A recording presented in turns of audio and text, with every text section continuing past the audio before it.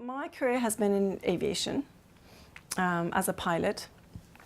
Although I haven't been an airline pilot, I worked as an instructor, aerobatic pilot. I was part of the first all-female aerobatic team in the world.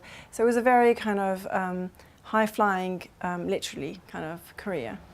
I continued with that career when I had my first child, my son, who's now 12.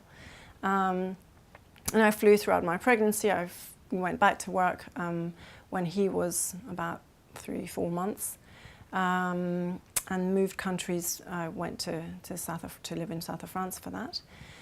And so therefore I had a full-time nanny. My work was very high-pressured.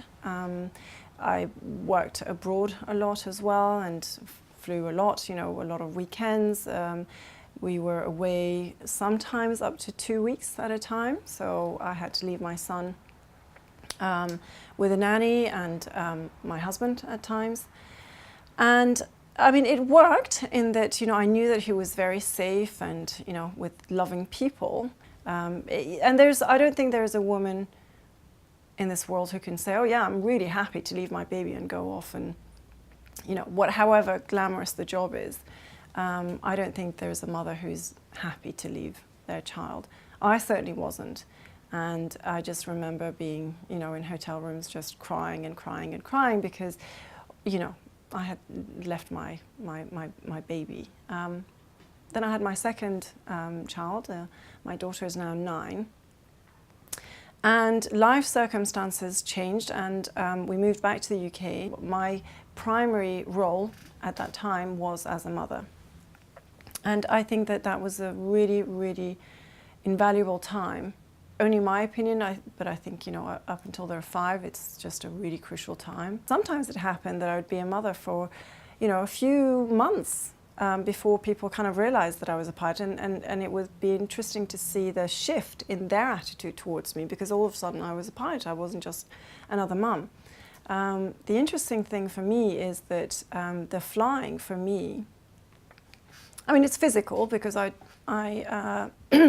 did aerobatic flying, and when you're not flying, that's quite physical, and then when you're not flying, I was pushing airplanes around, and it's a physical kind of work.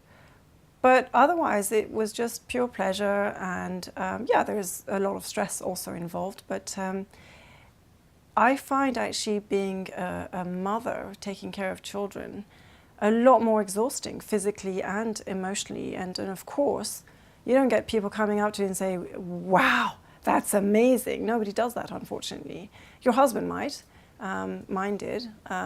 So I have a very supportive husband, but yeah, most people kind of think, oh, another mum. I would say the happiest times of my life is when I'm cuddling my children in bed. Every morning they jump into our bed and we have a 10-minute kind of cuddling session, and that's the best time ever.